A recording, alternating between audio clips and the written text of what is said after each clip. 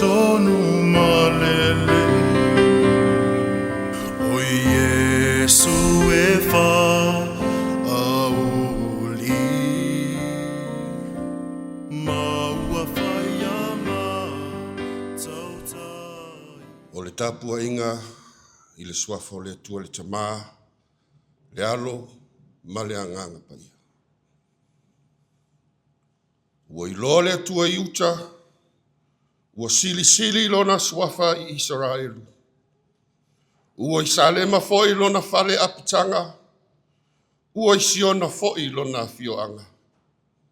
E pupula mai oe e sili lava.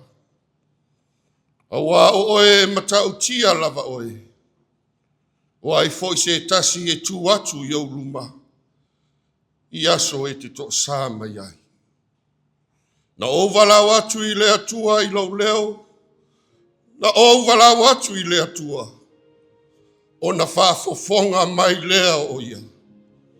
Samoa o maia. O maia se I o tātou alalanga ma se o tātou tāpua I fiafia. I le atua soifua. Amen.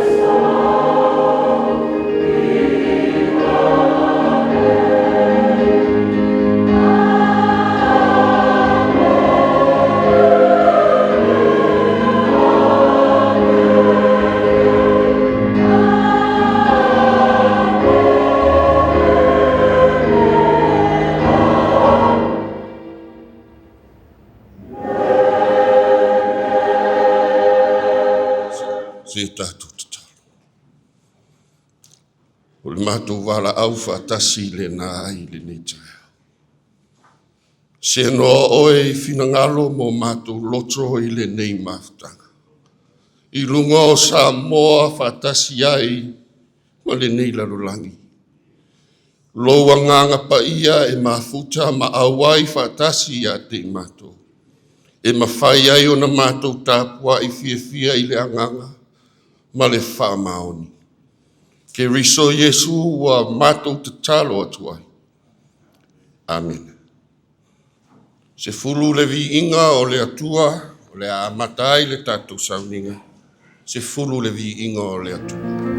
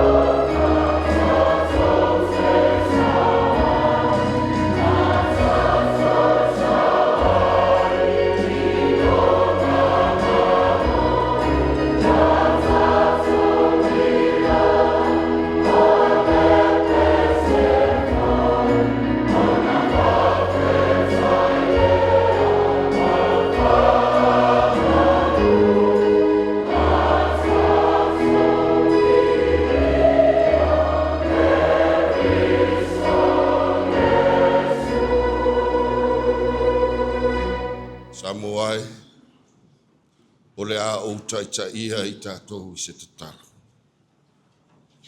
Io vau e lo mātou te mā o I le langi.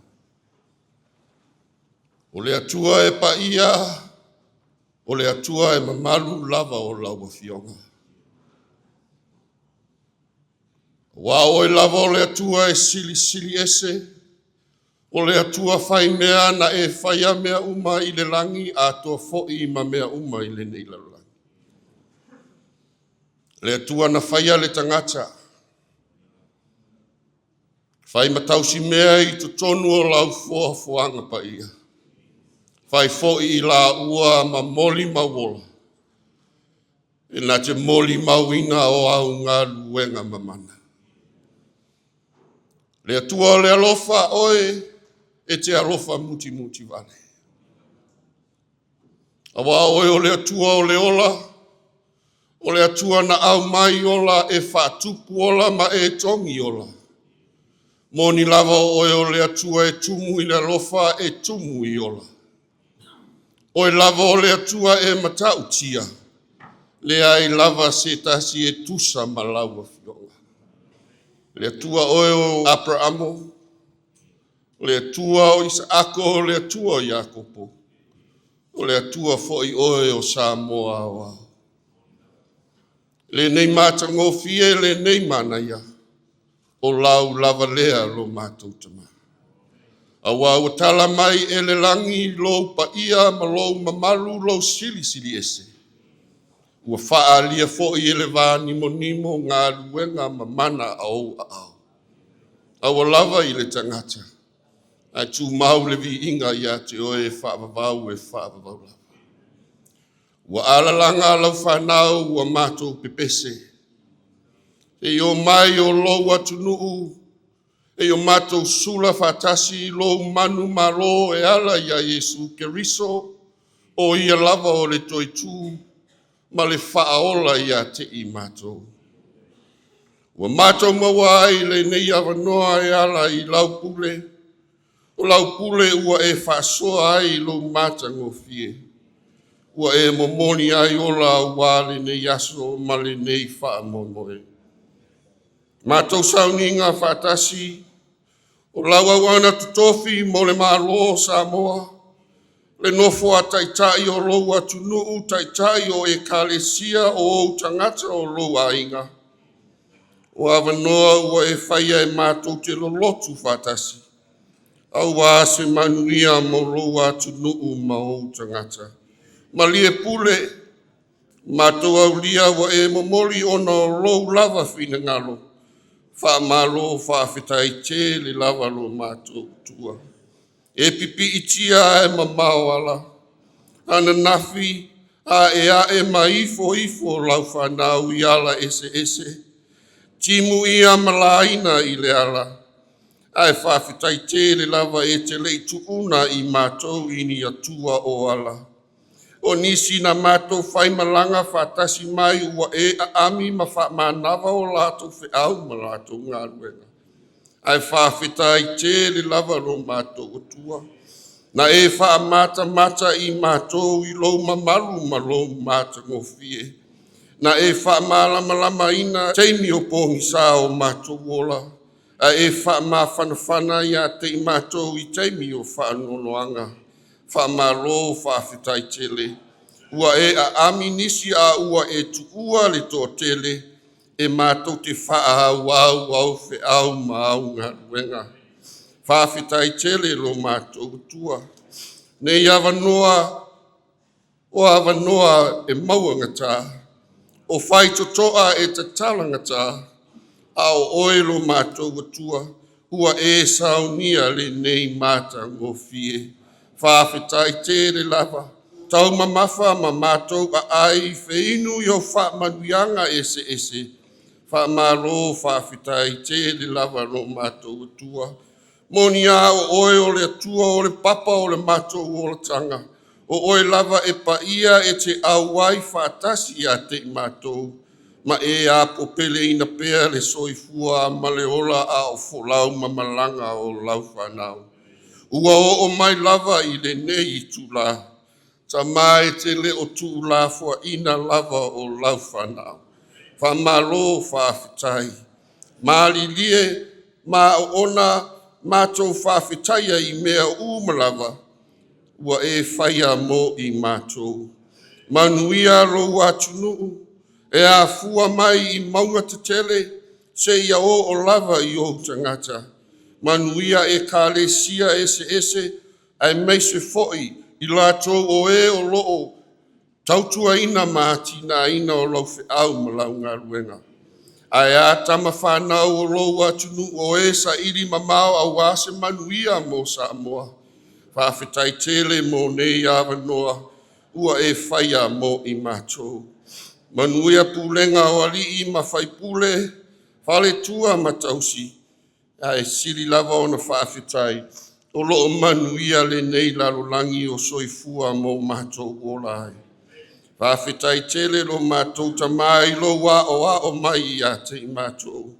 Pea lava o lo talalelei e mātou te whaitau iai. Ua wha talalelei ina ai le soifua ma le ola o lau whanau. Whawhitai lo tā ofi mau I a te I mātou I le musumusunga o lo anganga pa ia.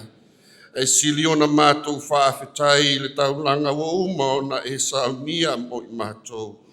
O le ola e whaavavau e ala I le tongi ola na whaia e lo walo pele o Iesu Keriso. Whamalo whaafitai te la. Ia tu maolo vi inga ia te oe. Nei se ia o I le whaavavau e whaavavau la. Pangalo alofa, pangalo wangalelei. Talo whai lo soifua na wha mau ono mātou wola. Ina se I tutongi ola. Ngalo lava ia te I mātou. Aina nau pea o mātou wola I mea e mātou te mana nao. Ma wha amalie ai o mātou wola. Ngalo ia te I mātou mea na fua I ola. Maua I ola matupu ai ola. Tama. I maseilo au auna. E maseilo atu nuu se I mātou. Le aise ami o tonu ia te I mātou lo mātou tua. E whaavae Samoa ia te oe. A ua le ata ngia o oe se atua pa ia o se atua mamalu. I o mātou winga mo mātou amio. Mātou te fia e tau oe tama. Ai mātou te le sāwawali I o wala. Wha mole se ia e wha mangalo le I fonga alo atu. Mātou le māta tau ia te oe. Mātou le fefe fo I e whaile angasala. Ua tau walea ina lo suafa. Wha mole se ia e wha mangalo ma. Le larolangi fe vai ai, le larolangi fe misa ai. A o fōlinga fo ia I le loto I whale o lo atu no. Tā lo whai a o e sila mai pēa ia te I mātou. Le atuae lo mātou tama. Ala tuia ia Iesu Keriso se soli vale I le ni tula. Mātou o mai o luma I le whaarupenga e tasi. Ta ngata hanga sala I mātou. Wha mole lava. A vea le toto pa ia lo wata li I o Iesu Keriso. Ia mā ngalo ai. Ma e talia ai le I fonga lo watu. Ta malo fai. O e lava o loo iai le pule ma le atotoa. O mai na e to tofi lo atu nu ua e wala awina fo I o tangata. A wale malo Ekalesia nu maainga. A ua mātou langona lava lo mātou faa tau waa I o luma. Faa mole faa lua mai a lo wanganga I lunga o Samoa ma o tangata. Faa manuia mai o na lau whanua ele malona sami. So o se puna vai o le siusia manga a o tangata ta malo fai. Wha mole ia e foai e tusa malau a fionga. Le lingi mai a loa nganga o wha manuianga I to tonu o maota malawa. A ia pupula mai ai o lou mamaru ma lou sili ese. A lo fangia le tāpua inga mau o le atu nuu. O tua a mo mātua. O alato whaiva e manuia ai fe au mangaru wenga o Samoa. O e o loo mawhatia. O e o loo tinga ina I tu tonu o nofoanga o suwhainga. O e o loo wha noa noa. Ta mawha mole mole se ia e la vea I mātou. Mātou te tatalo. Alofangia o lau au auna ua whai maao o le malo o Samoa. Ia e anga le lei wha mole mole I le fono o sui o tofia. Le ali I pāle mia ma le pāle mene o Samoa. Tai o Ekalesia malo Ekalesia. Ia e wha soa mai o au fe au mau ngā ruenga wha mole mole. Alofangia le tautuaina o Samoa e o tangata. Ia mātou maua le poto e mātou te popoto ai I hati oe. Ia mātou maua le marosi e mawhai ai o na mātou whai au fe au mau ngā ruenga. Wha mole mole se I e alofa mai a te ima. Alofangia ulenga wali I mai whai pule o le atu nuu. Maua le tō wha, maua le uta. E maru ai Samoa ma o tangata. Tūpulanga ma whanau pele. Whapena ona e fōai le mataala ma le malosi ia te I lato. Tama whanau o lo atunu o e o lo sa ili mamao I so se tafa o le nei larolangi. Ia maua I lato le ono sai ma le loto tele a waro lato wala auina. Mana tua I o mātou loto tangata o lo mawhatia ma sawa ina ono o lo suafa. Le nei sauninga I lau au na ua taitai le nei tafa o lau Ekalesia. Lau au whainga luenga ma o tangata. Wha mole mole li lingi mai a o wha manuianga ia te I mātou. O le whaitawina o au awhionga pa ia. Ma le tala inga o lo wha o la tanga Yesu Keriso. E vai ma whatau waa le tangata. Wha mole mole se ia e a lofa mai. O le mātou tatalo lea. Whatasi ai matatalo walilo I lo si la whanga ia te I mātou. Wha mole mole lava tamase ia e alofa ma e talia mai. Yesu Keriso uala tuai lo mātou tatalo. Amene. Lo mātou tamai o le langi. Ia pa ia lo suafa. Yo mai lo malo. Whaia lo fina ngalo I le lalo langi e pena whaia le langi. O ai mai a te mātou le aso nei, mātou mea ai te tau me le aso. Whamangalo I a te mātou I o mātou wangsala. E pe ona mātou fo I o mātou whamangalo I nātu. I e uanga leanga mai a te I mātou. Awa fo e te teitaina I mātou le whaaso songa.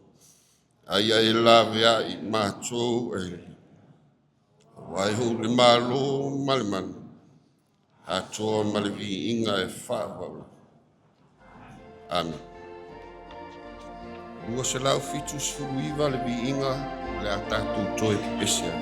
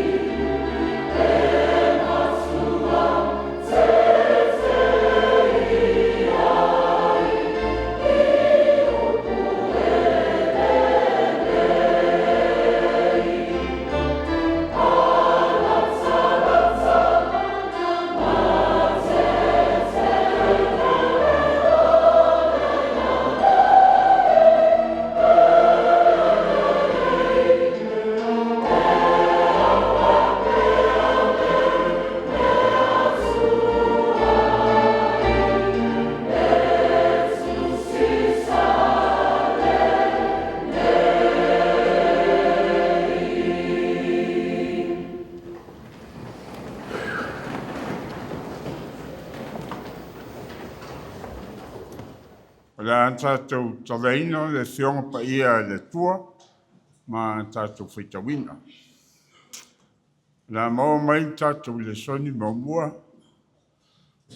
mai le profeta Ezekielu, Lotu ma leiva, mi taupu, a matau whitawina, mai whaiupo luasu me tasi. Se a whauma ne mi taupu. Ezekielu, Lotu ma leiva, luasu me tasi a matai whitawina. Se a whauma. A maua, tātou whitau whiau wai, pēna masani hei.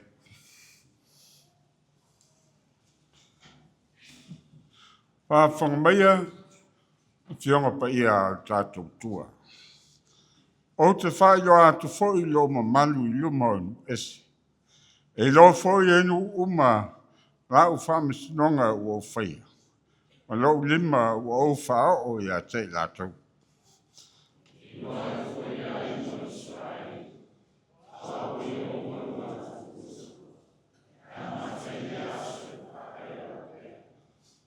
E lo foi enu ese, na tā whēra ingo isa wa elu o no ala tau ami o leanga. Na uanga tau anga salamai I a tau. O le mele na ano ai o mata I a te la tau. Ma untu ina atu I la tau lima o e na ita I a te la tau. Na o te foi la tau I le peli.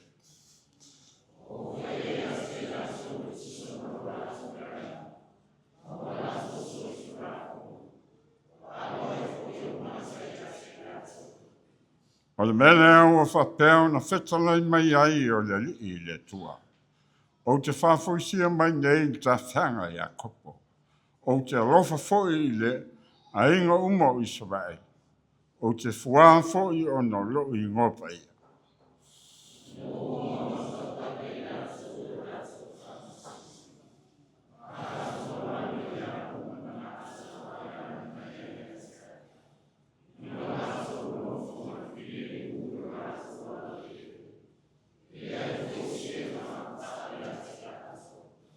Ao ina o whawhoisia mai I la tō I no ese.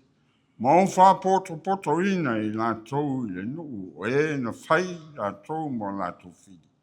A whapai e ina fo iau I a te la tō. I loma o nuu e tele.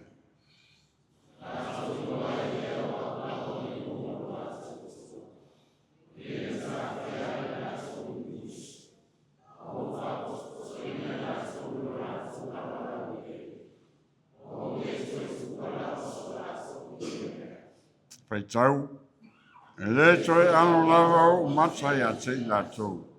Ina ua o lilingi folo o nganga I lunga le ainga o Israel. O lo o whetalai mai ai le li I le tu. Tātou vi ia le tua le tama. Le tua le ano, le tua le nganga sa. O le vi I ngai.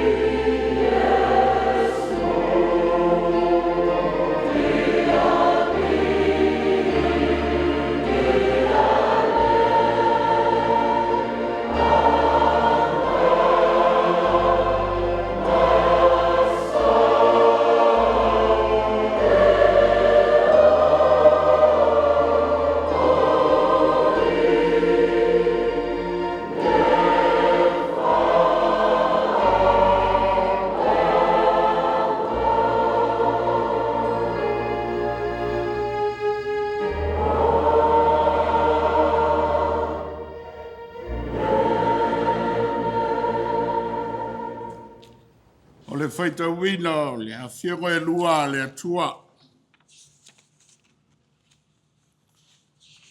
O mai lea le evangelia Iesu Keriso na tusia e luka.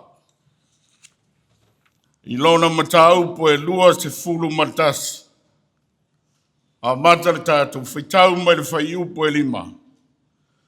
Se ia whangata mai le whaiupo se furu ma le iwa. Tātou whaitau whe lafalafoa I e pē o na māsani ai. O le a fionga whaitau o le atua mai le whenga I ngwhau. Ua tautatala nisi I mea ale manu manu. I lona tautau wina I maa la le lei ma mea alofa. O na wheta lai atu lea o ia.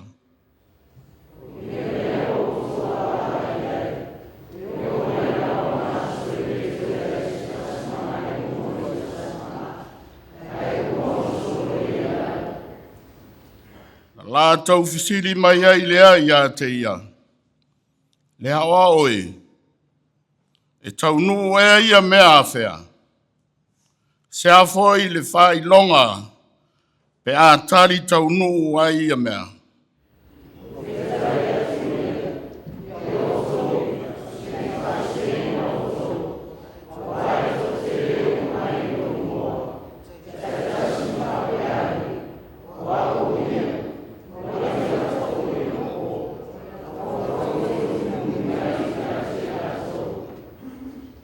Au tau whalongo I taua ma whauwalenga.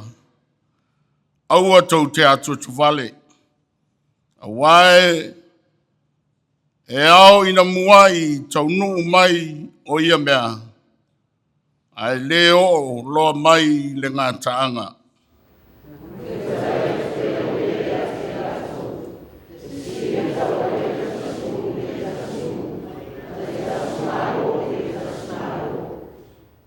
Iai mafu e te tele I lea mea mo lea mea. E onge foi. Ma wha mai. Ma wha ite. Ma wha I longa te tele mai le langi.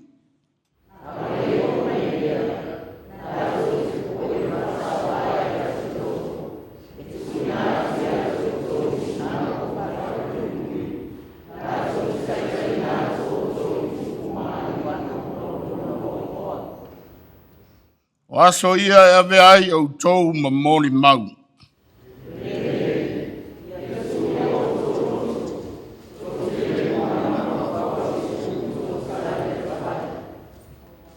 Wau te. A watu mo au tau le upu ma le poto. E le aiso la tau e finau mai a te au tau na te mawhaia o na tali mai.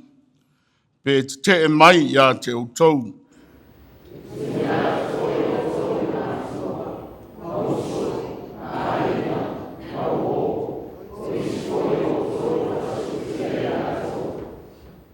E ino sia foi au tau e tangata uma ona o loo ingoa. Ma le whaiu po si formaleiwa.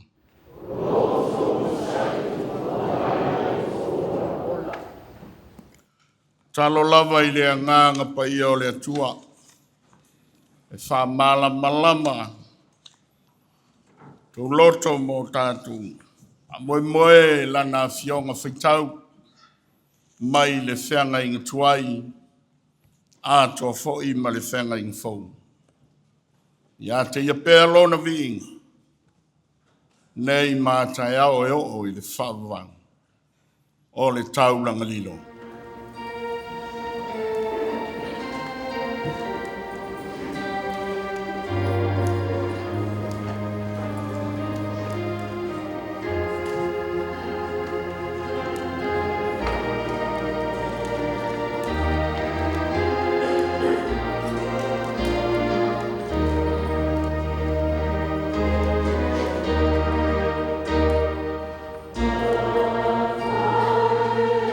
Say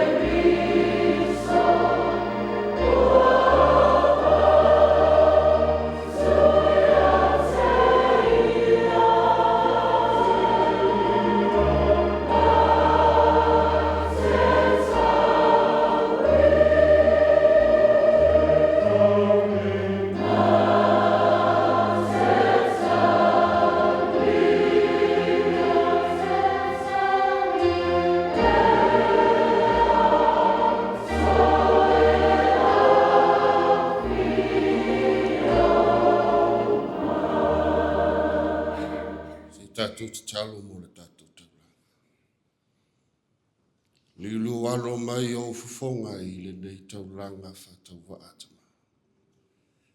E le whātusaina lava lo soifua whai taulanga, ma le whātau waa o le tangata. Wha mole mole, tu atu ai mo mātou wola mo oe. E te whapa ia whaatasi ma le nei taulanga. Awa au fe au ma lau Ekalesia. Wha manuia le tangata malana foa. Wha manuia le au nanga a neitina.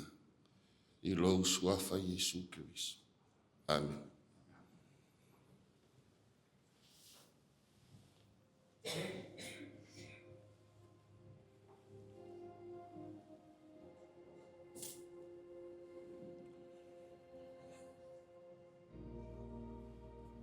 Ingo le atua. Le atua mama nae ma le matautia. O mea uma ua o fai. O loo e silafia. Fitus furulua le vi ingo le. Dako te pesi.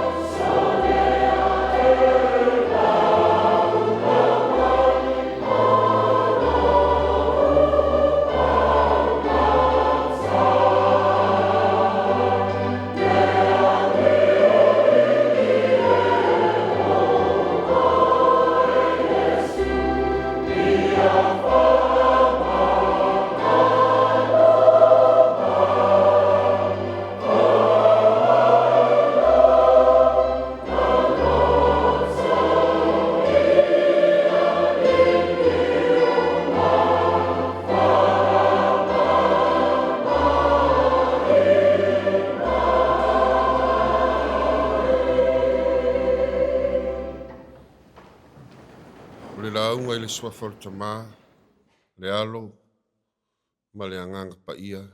Amen. Samoa, me le autu o le Ekalesia I le nei aso. E tū mau pea le mamalu o le atua. A le amaua se matua e whai ai le tā whaasoa wha le anganga. Mai le tusi lea sa whaitawina i le whenga ingfou. Luka e lua sifulu ma le tasi. A le whae upu e sifulu ma le lua e o i le sifulu ma le lima. A o le i o nei mea. La tau te pupu e ma whaasaua ia te outou. E tuina atu outou i sunako ma whale pui pui. La tau te taitaina outou i kovana ma tupu. Ona o loo ingoa. O aso ia e avea ai outou ma moli mau. O le nei, ia tuu i o outou loto, tau te le mua i mawhauwhau i se upu tau te tali atu ai. Awa o te avatu mo outou le upu ma le poto. E le aiso la tau o e finau mai ia te outou. Na te mawhai o na tali. Pe te e mai ia te outou. Before all this, they will seize you and persecute you. They will hand you over to synagogues, put you in prison, and you will be brought before kings and governors, all on account of my name. So you will bear testimony to me, but make up your mind not to worry beforehand how you will defend yourselves. For I will give you words and wisdom that none of your adversaries will be able to resist or contradict. O tala i le sonio Luka. Tala o mea matautia. Tala o mea whaingatā. Tala o puapuanga. Mua o le tala na whaia Iesu i lana au soo. E winga i le mea o le atupu i le malu i Jerusalema. Mai Iesu, o mea uma ia ua outou vaava ai i ai ma maofo ai. E o mai i ona aso. E le toi ai se tasi maa i lunga o le tasi maa. Ai uma ona solo i laro. E tau mai i le whetalainga i Iesu i le leto i ai o se tasi maa i lunga o le tasi maa. Le matau tia o le mea o le atupu. E le whainga tā i le au soo o na malamalama. E le o se mea fou. O le mea na tupu mua. O tala o la tūtua a i le mea na tupu mua. O tala matautia. E onga pupuanga. E le toi fia manatua. Pe toi fia o foi i ai. E asila i le whai upe lua sifuru o le soni. O lo wha ua i Iesu le whamatalanga o le mea le atupu i a Jerusalema. E matua oso i ale fefe. Whai mai Iesu, e o le puapua ngā tele i le nu. E oti i la tau i le mata o le pelu, e ta whea i la tau i nu uma, e solia fo i Jerusalema. Solia e nu ese. O le lona lua o aso matautia ma aso o puapua ngā i le soni. O le aso o ngā taanga. E pei o le aso o le ngā taanga ua vave a o na whaafiso ta i ai le au soo. I le aso lea o le whaatafuna ino o Jerusalema. Ai ua vea le fefefe, le popole ma le atu vale. O lato manatu ai. O le whaatafuna ina o Jerusalema. O se tasi lea o whailonga. O le lata mai. O le ngata anga. I le amatanga o le matua, o loo iai upu ia, a o le i o mai nei mea. O a mea, o mea ia e pei o ni wha ilo, o le o mai o le aso lea. Pei o na wha uawe Iesu le wha matalanga i le wha upu e lua sifuru ma le lima. A whaitau iai, o le mea monia, e matua la ngona ai, le fefe la ngona ai le matau. O le tolu o aso matautia, ma aso pupu ngā i le soni. O aso ia mo soo a Iesu. A o le matua lava ia, o se lapata inga wha malosi au a Yesu ilo na usoo. Ini pua ngā mani whaingata, o le ala tau whetai ai i le lumanai. O ia pua ngā, e matau tia foi. Whai mai Yesu, o ia aso. O lona winga, e le tasi se aso, ai tele. Au le mea e au na manatua, ua umala o na tau nuu le whetalainga a Yesu i aso pupua ngā, i le mea na tupu ia Yerusalema, le whaatafuna ino Yerusalema. Ua umafoi o na tau nuu le whetalainga a Yesu, e winga i aso pupua ngā o le auso. Mai tali tonu foi le loto, e o mai lava i aso nei, o loo fea ngai ai pea nisi o le auso, ma ia pupua ngā, ma ia whaingata. Toi pau lava pupua ngā ma tautia e le i o mai. Le aso lea na pepese ai le au fai pese. Le aso whaingata. Le aso o loo lumanai. Le aso o le ngataanga. O le lapata ingala ma le wha malosi au a Yesu i le au soo. O loo ta oto ai fo i nā mani folanga le li. O ia aso e avea ai o tau ma mori mau. Lua, ia tuu i o tau loto, o te avatu ia te o tau le upu ma le poto.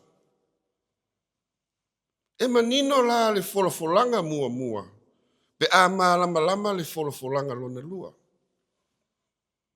I le folanga lona lua fai mai Yesu, a wā o te avatu ia te o tau le upu ma le poto. I aso o latou pua ngā ua fola le au wai o Yesu maona so. A alo whamatala ai fo e Yesu le upu ma le poto. Whai mai Yesu, e le ai se isi e mawhai o na tali mai, e le ai fo i se tasi e mawhai o na tite mai. Matua malosi lea upu. Matua matau tia o lea poto. What a great and what a mighty power. Au upu e whaunga i Yesu. Lai pepese ai Israelu e wha matala ai le mamalu ma le mana o le atua soifua. Whamai upu o le pese o oe e matau tia lava oe.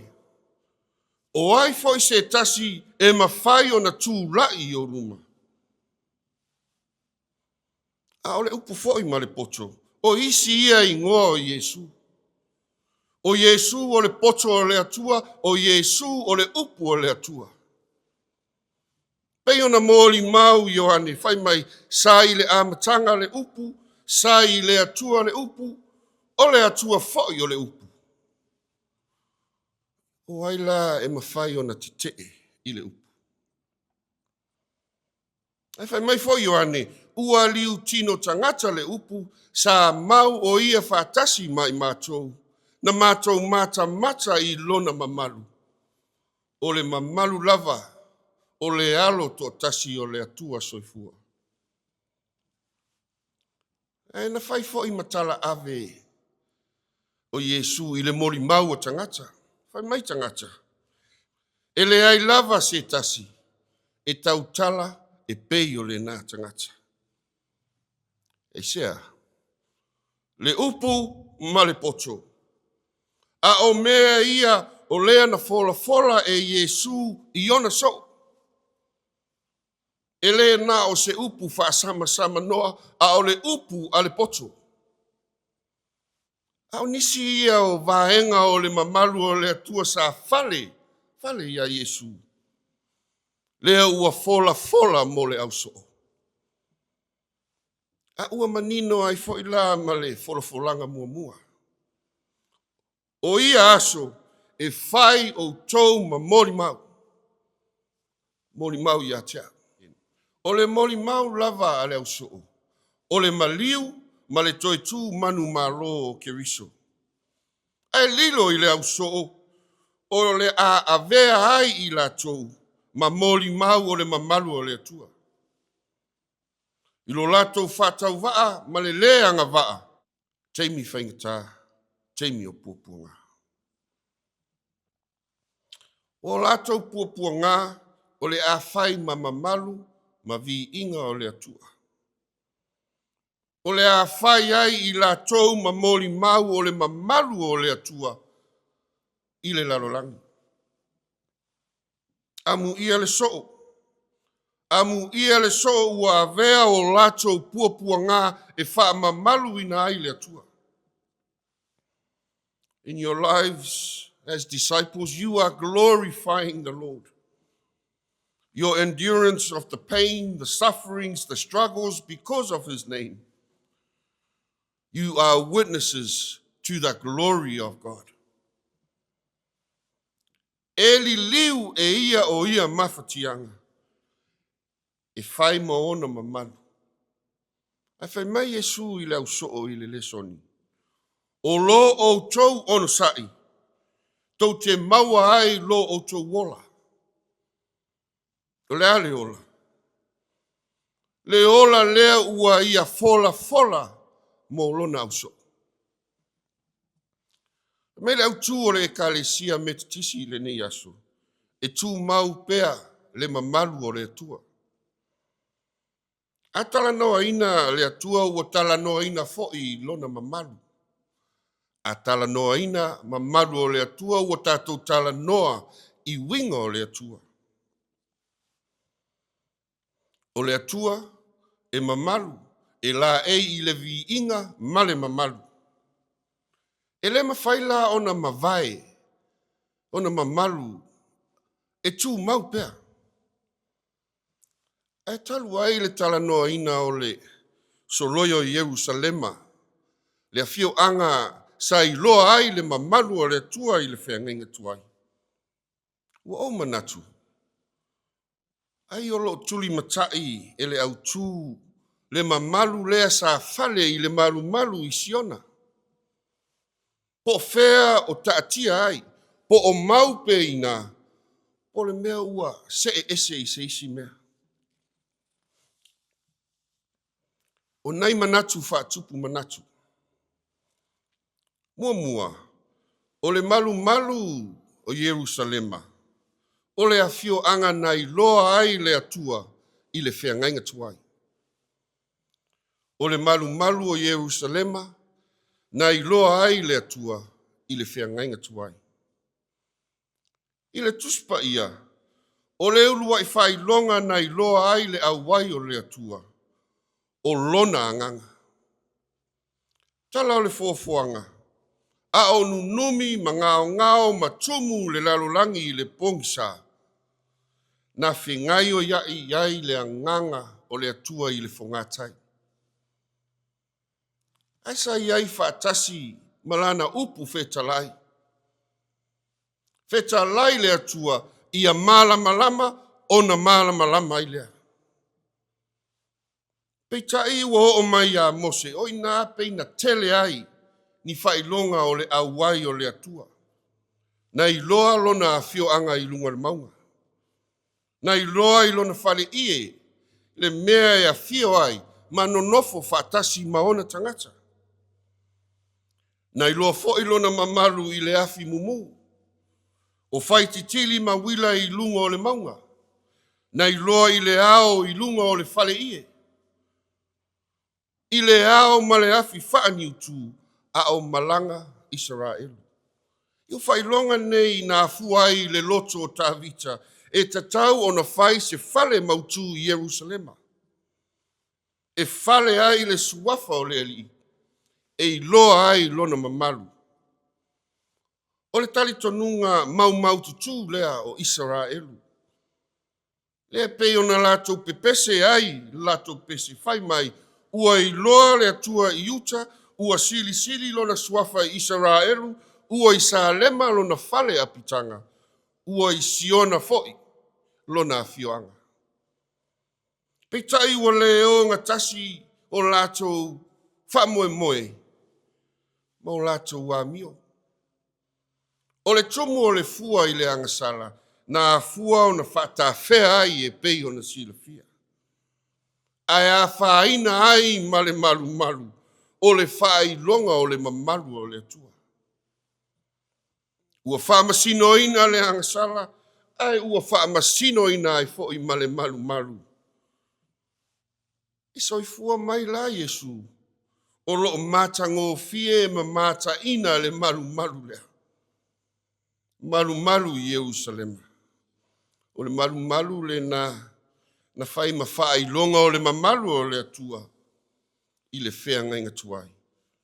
Manatu e lua. O Yesu o le malu malu sili, o le whai longa o le atua ua mau matangata. O Yesu o le malu malu sili, the greater temple.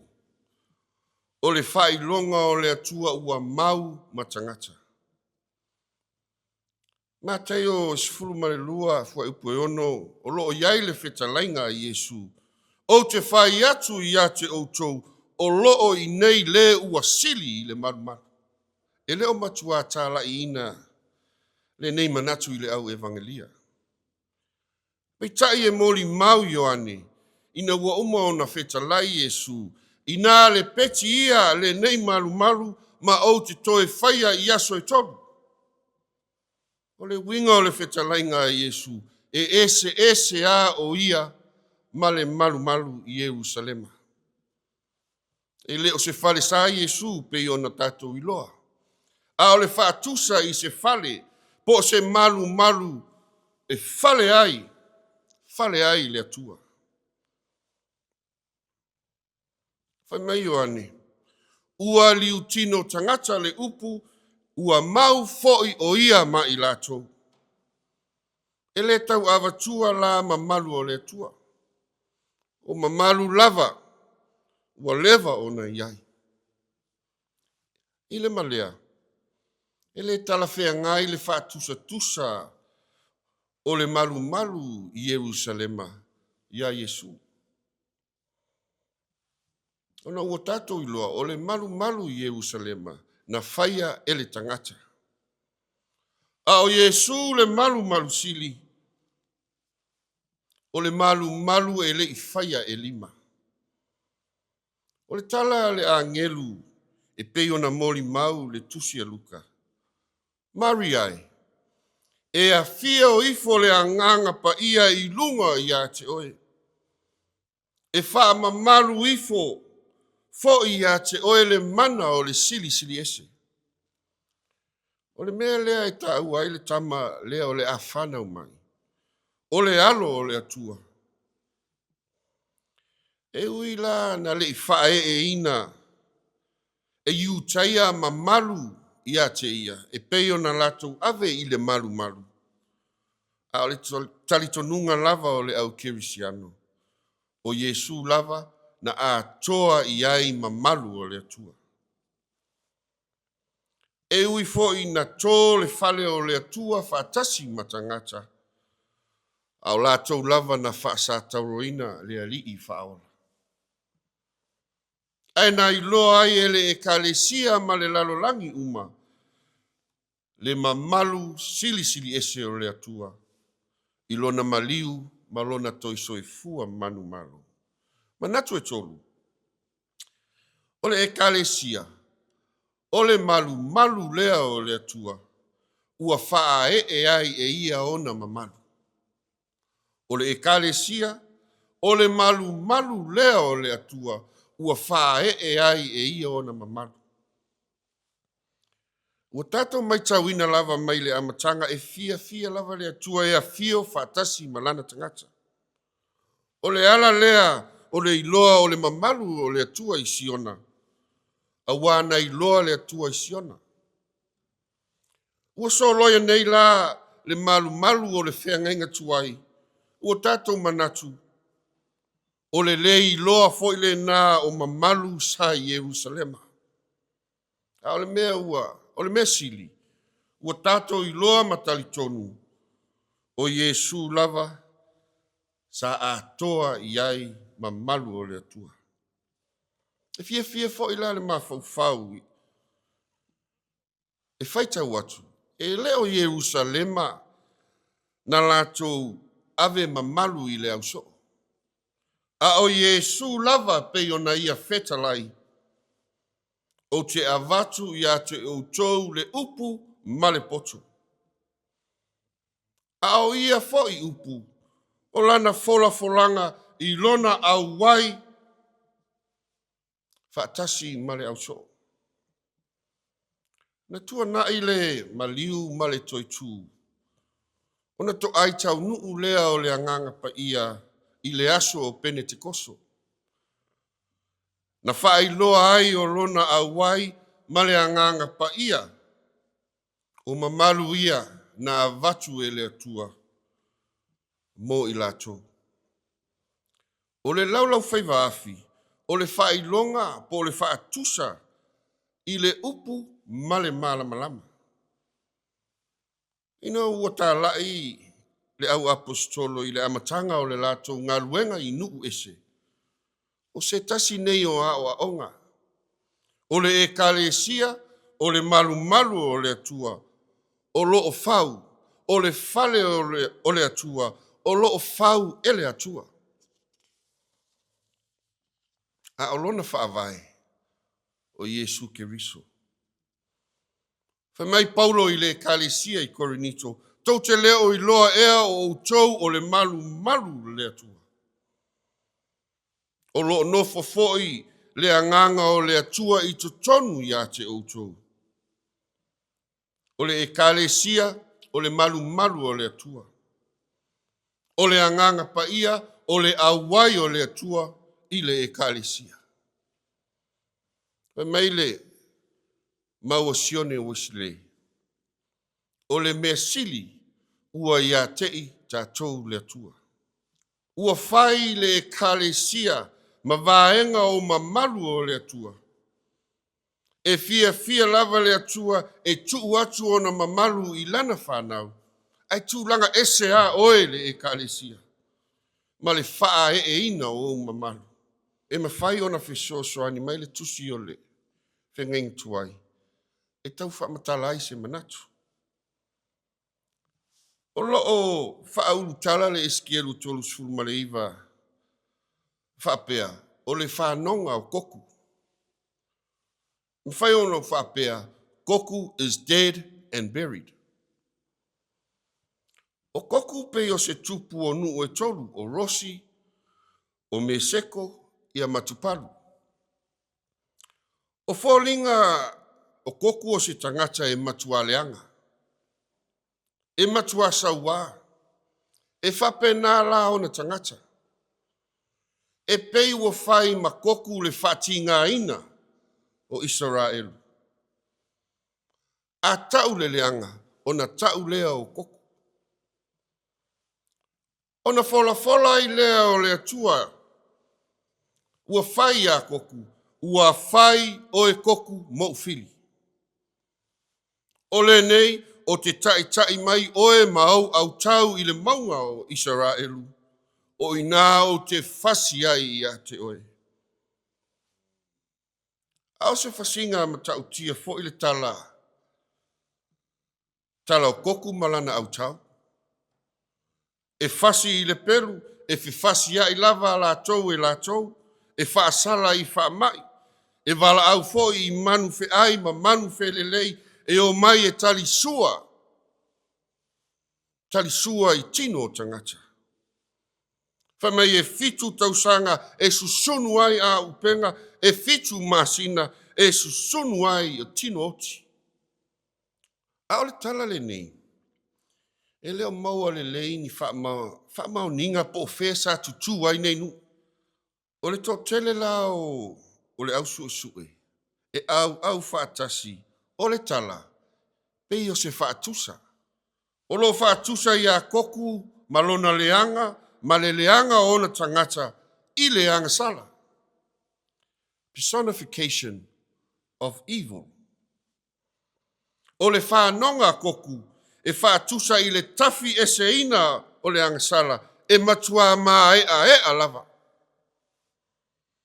It represents the total destruction of Gog Popole evil. Popole anga sala fo. Ai na fai ma mea na I loa ai le mamalu o le atua I le lalo langi uma. E au mai whaatasi koku ma le valo anga o Israelu. I le toe whaafo ina mai o le tāwhianga. Ua I loa e Israelu, o ia lava na whaatawhea ai ia e le atua. Ua pa ia le atua I loto Israelu, na I loa foi I le Israelu fou le mamalu o le di. O loa I le whai unga o le tala se folanga mātango fia le atua na whai I lona nuu. Ina ua uma o na wha o la ina, whai mai le atua. O te le to e alo lava o umata ia te I lato.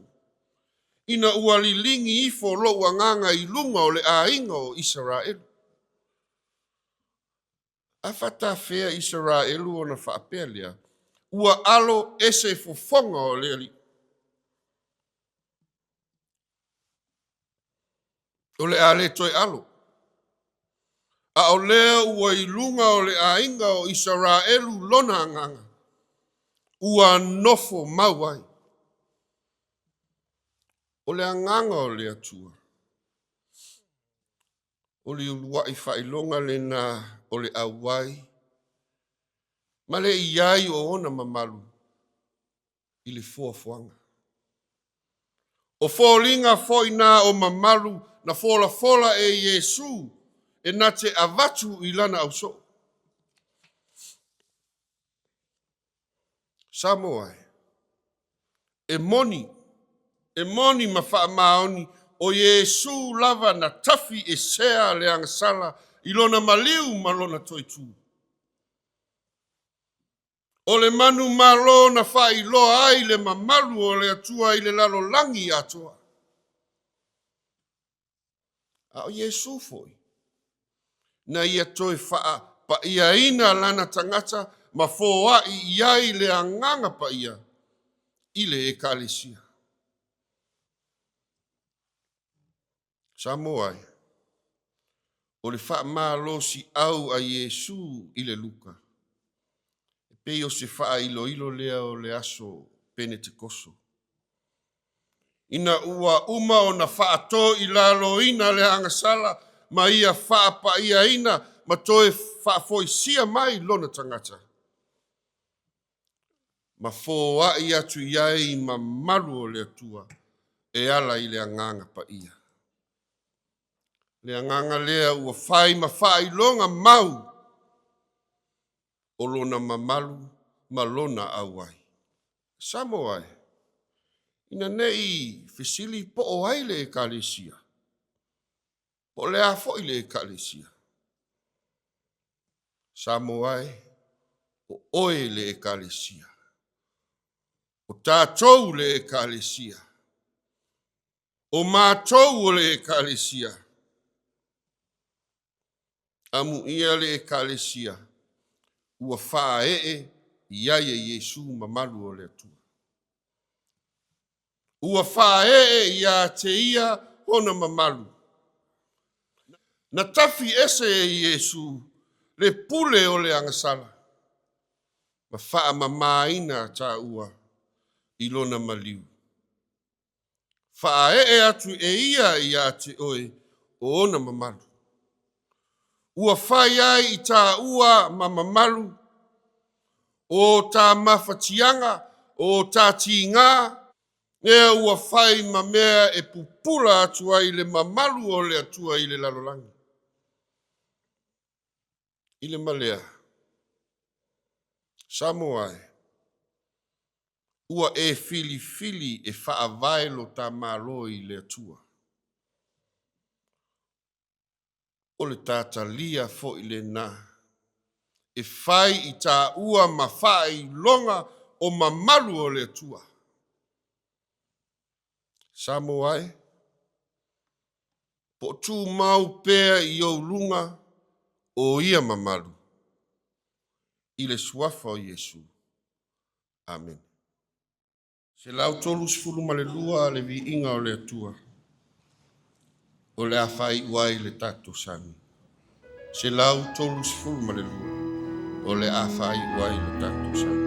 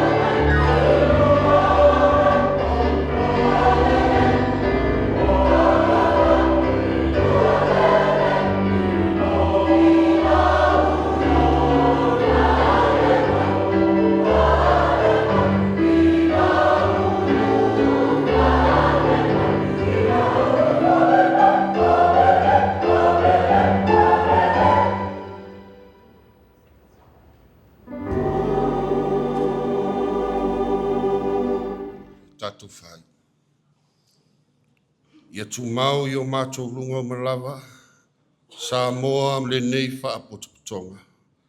Lo manuia oe le atua le tama, le atua le alo, le atua le anganga pa ia.